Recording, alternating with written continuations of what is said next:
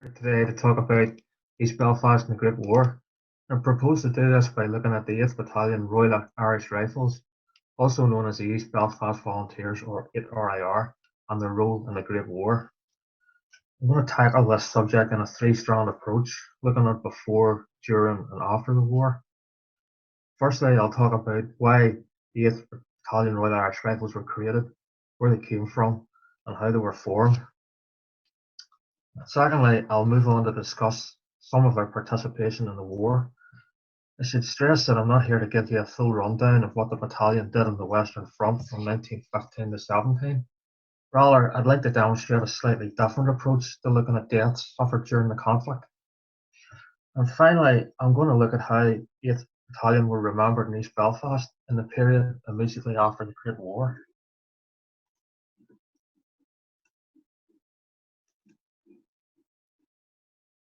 Got a wee slide up here. Before that, I'll give you a brief potted history of the 8th Battalion. The battalion was raised as part of the 36th Ulster Division in September 1914. After training, they were sent to France in October 1915 as part of 107 Brigade. Their first major battle was July of today to talk about East Belfast and the Great War. I propose to do this by looking at the 8th Battalion Royal Irish Rifles, also known as the East Belfast Volunteers or RIR, and their role in the Great War. I'm going to tackle this subject in a three-strand approach, looking at before, during and after the war. Firstly, I'll talk about why the 8th Battalion Royal Irish Rifles were created, where they came from, and how they were formed. Secondly, I'll move on to discuss some of their participation in the war. I should stress that I'm not here to give you a full rundown of what the battalion did on the Western Front from 1915 to 17.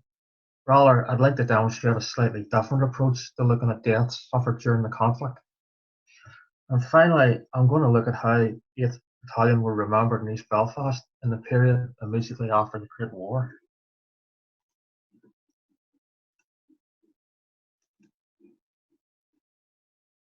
Got a wee slide up here. Before that, I'll give you a brief potted history of the 8th Battalion. The battalion was raised as part of the 36th Ulster Division in September 1914. After training, they were sent to France in October 1915 as part of 107 Brigade. Their first major battle was July 1st, 1916, which was the first day of the Somme, where they sustained heavy losses. They rebuilt and were next involved in the Battle of Messines, which was June 1917, and the Battle of Landmark in August 1917, which was part of the Third Ypres Battle. The 8th couldn't cope with the losses sustained at Landmark, and at the end of August 1917, they were amalgamated with their sister battalion, 9 RIR, West Belfast Volunteers, and formed a new composite battalion, 8/9 RIR. This new battalion fought in the Battle of Cambrai in November 1917. In January 1918, the Ulster Division was restructured, and 8/9 RIR were completely dissolved, with its troops spread amongst the remaining battalions of the Ulster Division and the various entrenching battalions. In these units, men from 8 RIR took part in some of the major battles in 1918, most notably the German Spring Offensive in March 1918 and the 100 Days Offensive from August to November 1918, which ended the war. The war broke out in Europe in August 1914. The 8th Battalion Royal Irish Rifles was formed as a part of a mass mobilisation of the British Army. The initial nucleus of the battalion was drawn from the East Belfast unit of the Ulster Volunteer Force, an armed militia created by Ulster Unionists as part of their opposition to the British government's attempt to introduce Home Rule in 1912. UVF was formed in January 1913, prevalent throughout all 9 counties of Ulster. It claimed the membership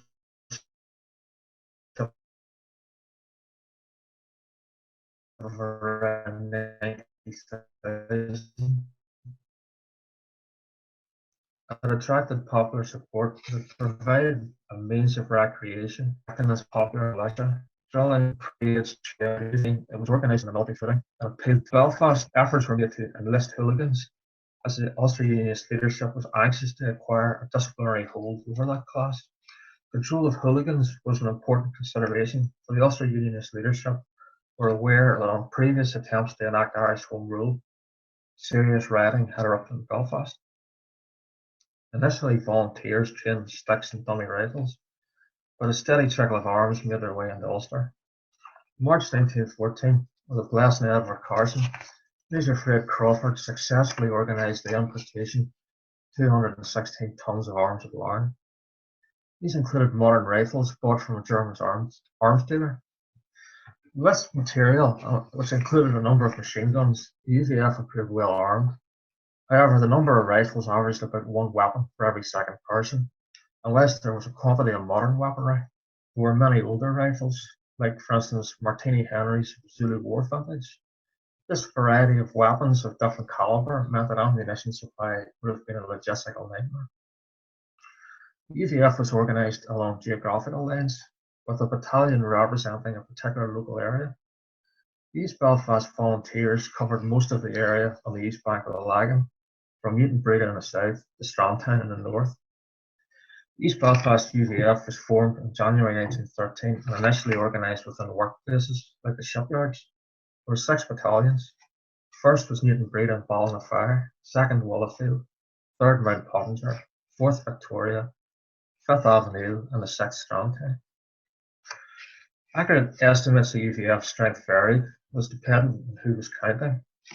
In October 1913, James Craig declared total UVF strength in Ulster to be about 88,000, whereas the Royal Irish Constabulary estimated a membership of 56,000.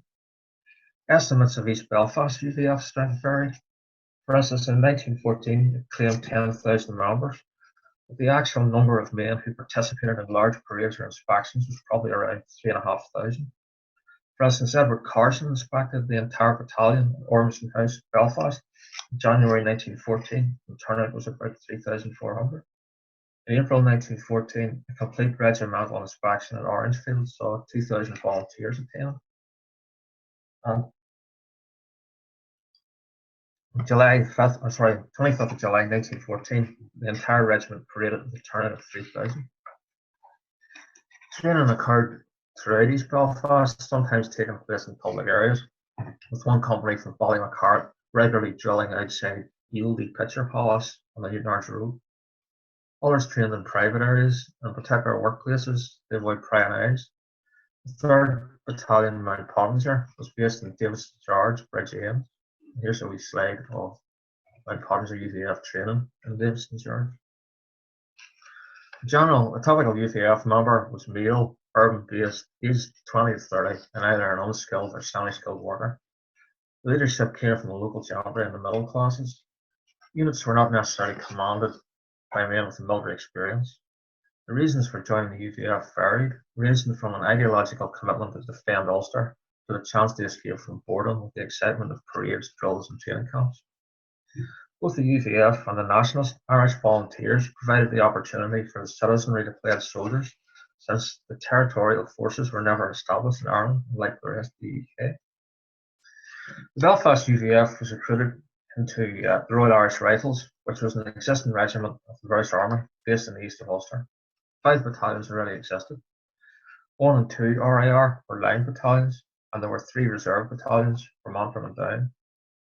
The entire Belfast UVF supplied volunteers for 6 new Royal Irish Rifles service battalions.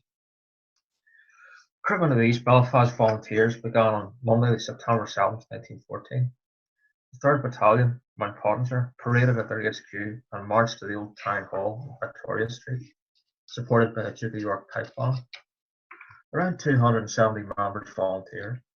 In the afternoon, the 2nd Battalion assembled at their drill hall on the Woodstock Road again, accompanied by the Duke of York Pipe Band again, and led by their adjutant, Arthur Gregg, and their quartermaster, J.T. O'Neill.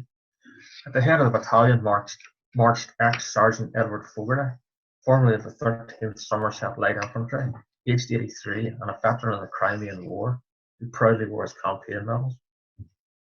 By Monday, 14th of September, 1,044 men from the East Belfast Volunteers had enlisted in the 8th Battalion Royal Irish Rifles.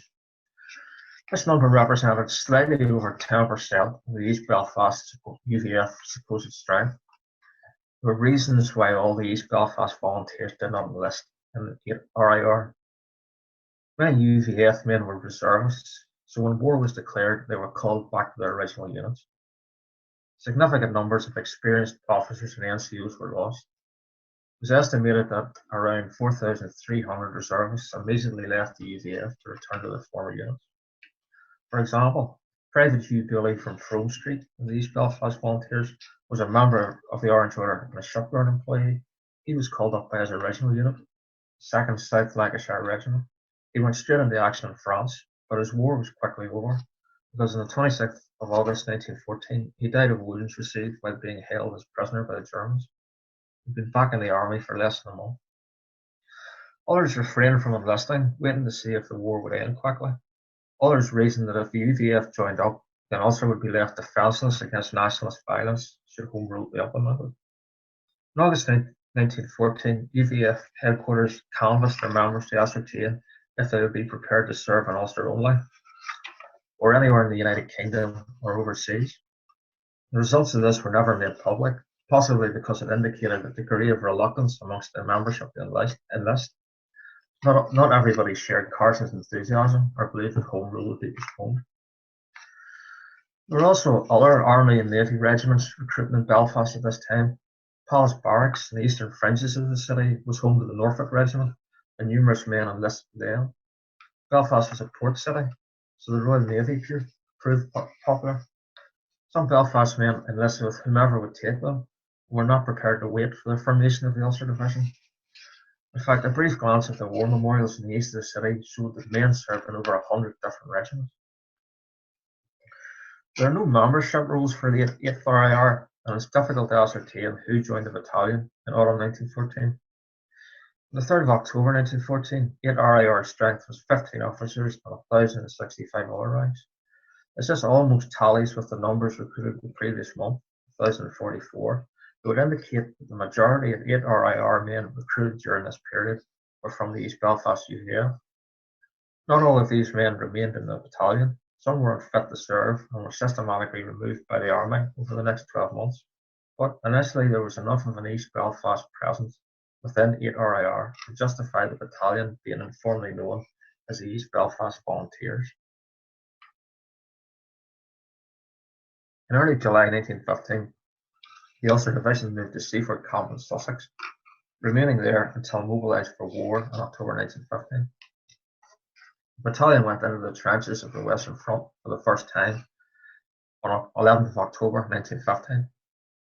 The first casualty was recorded in the trenches at Mally on the 15th of October 1915.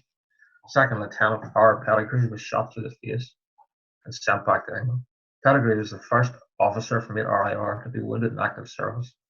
He sadly never recovered from his wounds and died later on the 10th of June 1916. First racker from the 8th to be killed in action was Rifleman Samuel Beattie, killed in action on the 14th of November 1915, followed by Rifleman Alexander McGee, who died of his wounds on the 19th of November 1915. McGee, aged 21, was an employee of the Dunlop Rubber Company in Chichester Street. Near Mally, he was shot in the head by a German sniper and lost consciousness immediately. Christmas Day 1915 saw foul weather in the battalion in flooded trenches.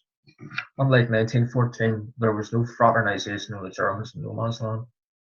The British High Command were appalled at the events of the previous year and issued specific orders to prevent these scenes from recurring. At the 8th position, the battalion war diary noted that Lewis guns under the command of Lieutenant Abernethy caught a small party of Germans emerging from the south. No greetings were exchanged. We opened fire. The first major action the 8th were involved in was the Battle of the Somme. This was an Anglo-French attempt to break through the German lines by means of a massive artillery barrage, followed by an infantry assault to create conditions where cavalry could move rapidly and exploit any breakthrough. It was planned that the barrage would destroy enemy positions, leaving the infantry with little to do except mop up resistance and take prisoners. At the Somme front, the 36th Ulster's objectives were German positions on the high chalk uplands, which dominated the battlefield. The Germans were well entrenched in a fortified system combining trenches, barbed wire, fortified villages, and strong points. The Battle of the Somme has been well documented and discussed before. I won't elaborate on the usual themes, but suffice to say that both the 8th Battalion and the Ulster Division partially achieved their objectives. They reached as far as the German 4th line on the 1st of July before being driven back. Everyone suffered high casualties. This is where I want to start focusing on the narrative of the Ulster Division in the war. It's fairly well known, and there are other writers who've done fantastic work explaining this already. Instead, what I want to show you is how we can use information about the 8 RIR's dead to illuminate life in East Belfast during this period. In the period 1915 to 16, there are 197 casualties dead listed. I have subjected these names to analysis and cross-referenced data from official casualty lists, Army records, the Commonwealth War records, Commonwealth War Grave records, and the 1911 Irish Census. About 85 to 90% of the names examined have produced some biographical and social information. Using this data, I have constructed a database and I've analysed the information to discover certain trends and patterns. This is a table showing the geographical location of 8 RIR casualties. I assume that the casualty figures are an accurate reflection of the makeup of the battalion and extrapolate these figures. So accordingly, 8 RIR can truly be described as Ballymacarrat's own from 1915 to 16, given that nearly half of its troops come from this area. However, the figures raise another interesting question. Why are other men from Belfast, Ireland and further afield serving in a regiment that is supposedly formed from the East Belfast UDF? Well, some of these men may have been from reserve Royal Irish Rifle units. Initially, 3, 4 and 5 RIR were reserve battalions based in Antrim and Down, but then a further 4 reserve battalions were formed later. And the proximity of these nearby reserve battalions could explain the presence of men from Down and Antrim. In the war diary, there is an entry noting, we received drafts from 3, 17, 19 RIR. Another table showing the religious affiliation of 8 RIR men.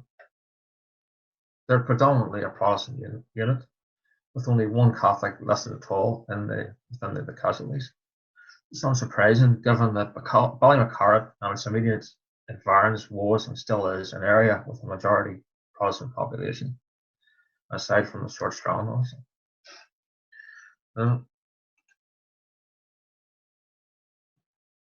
This is a map showing the casualties from the period 1915 to 16 from East Belfast plotted on the map. Riflemen or privates are in red, NCOs in blue, and officers in green. So what does this map show? I have this concentration of casualties around the inner city areas, in particular in Pottinger, Victoria, and Ormo. This cluster consists primarily of riflemen with a smattering of NCOs. There are no officers to be found in inner city areas. This was partly expected, as the area from the east bank of the Lagan to the Hollywood Arches and to the northern tip of Ormo Park is a working class enclave consisting of small terraced houses tightly packed together. Casualties decrease considerably beyond the inner city, so we move out this way. We move into the suburbs of Bloomfield, Knock, Belmont, and the southern end of Ormo Park. The officers, 2 in total, are found almost in the periphery of the city, one here in Belmont and another down here in Ormo Park. These are areas characterised by spacious private homes. The majority of the casualties are working class riflemen from the inner cities. Can a small number of officer deaths be explained in any way? In general, the rate of attrition for junior officers serving in the British Army was as bad as other ranks. You had a 13% chance of being an officer of being killed compared to 11% chance as a rank. Death in the battlefield may be random, and there may not be any definable pattern of casualties. Perhaps 8 RIR troops or officers on July 1st were just luckier than their men in avoiding death. That doesn't mean they escaped unscathed. The war diary for July 3rd, 1916 records at least 15 officers were wounded in the first day of the storm. I'd like to briefly talk about the storm in general.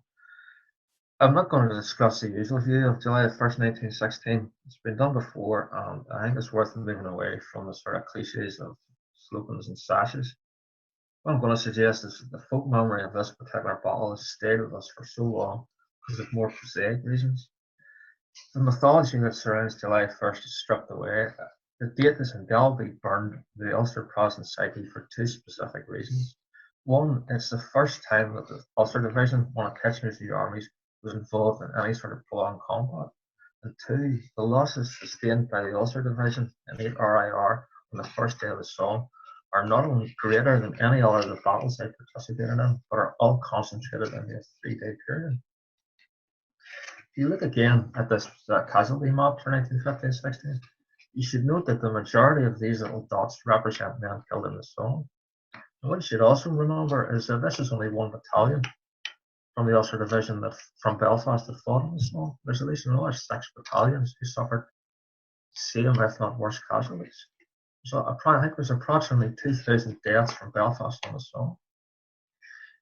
And the majority of 8 RIR's Somme losses were Ulstermen. By 1917, the East Belfast identity of 8 RIR and the Ulster Division was diluted by replacement troops that came from outside traditional recruiting areas. 8 RIR, for instance, has a huge contingent of Englishmen from southeast England.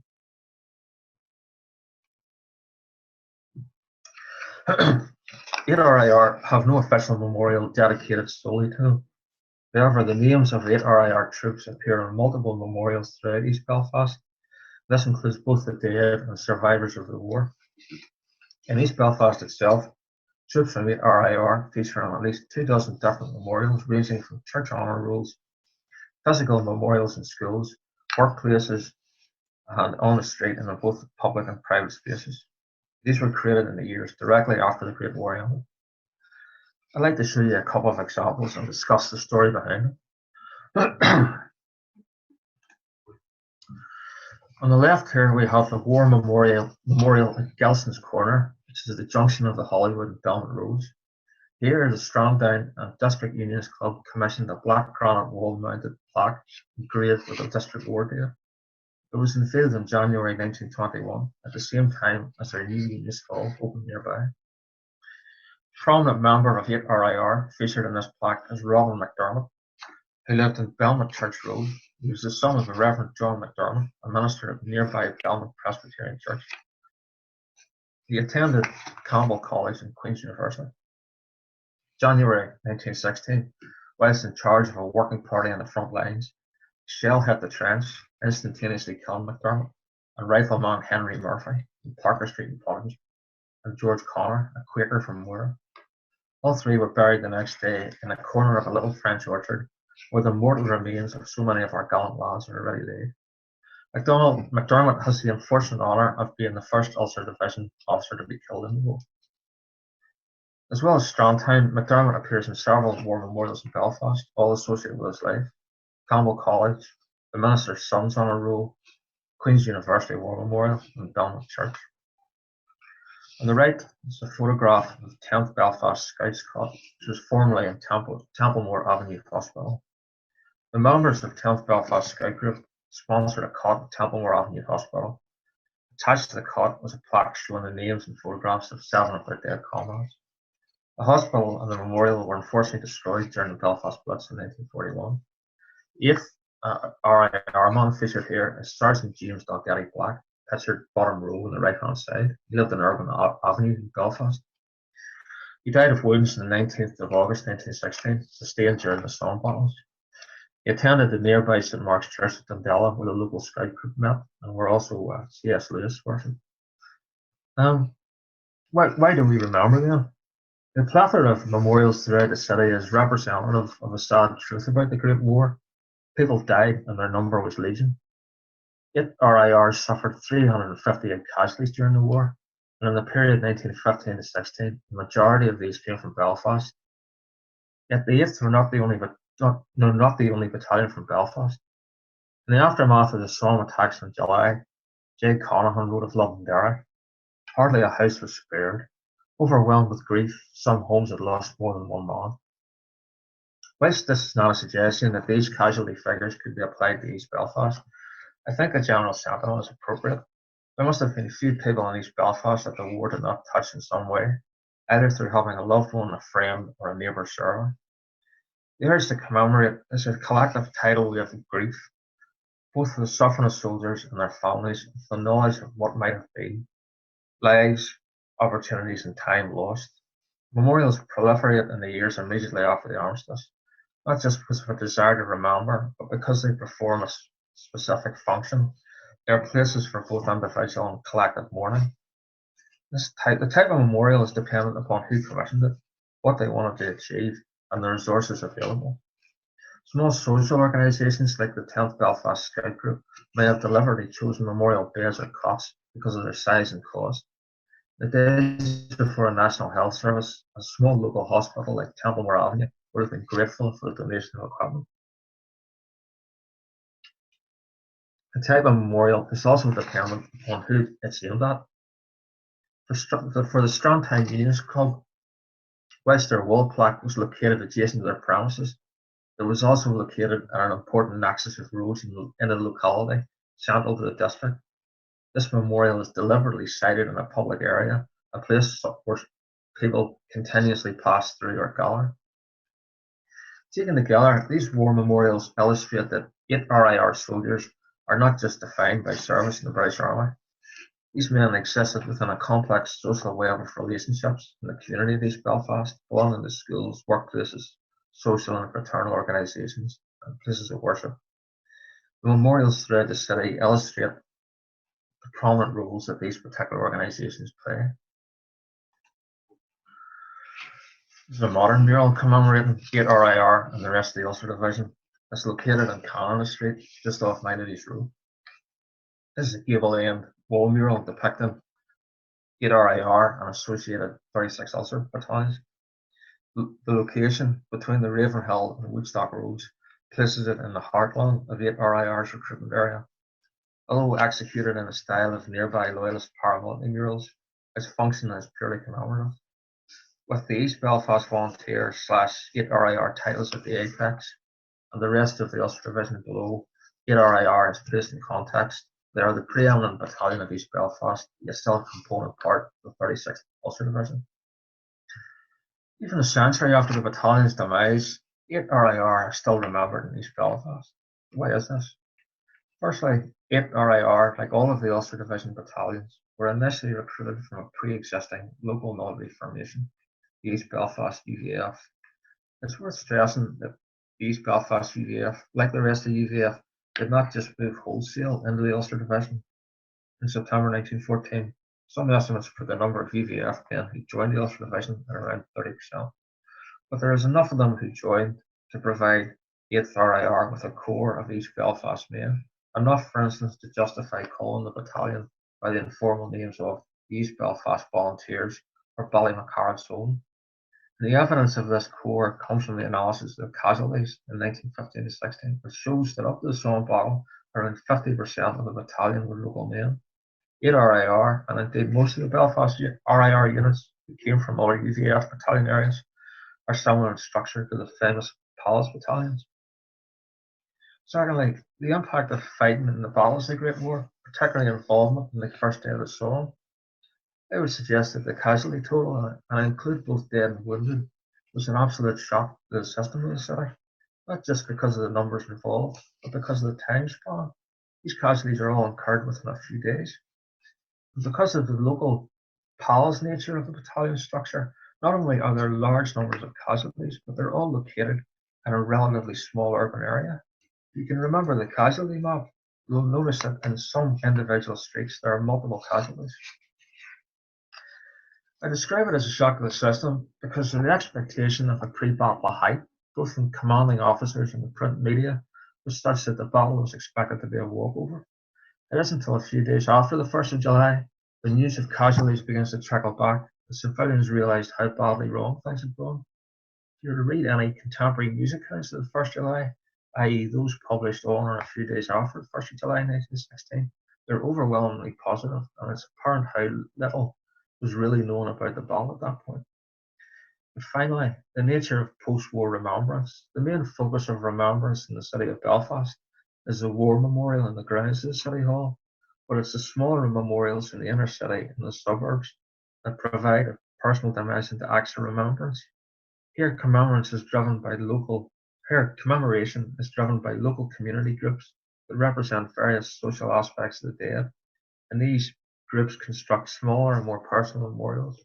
We've seen two examples, a scout group and a local political association, but there are many more examples throughout the east of the city, showing us that a desire to commemorate fallen comrades has always existed. Thank you very much.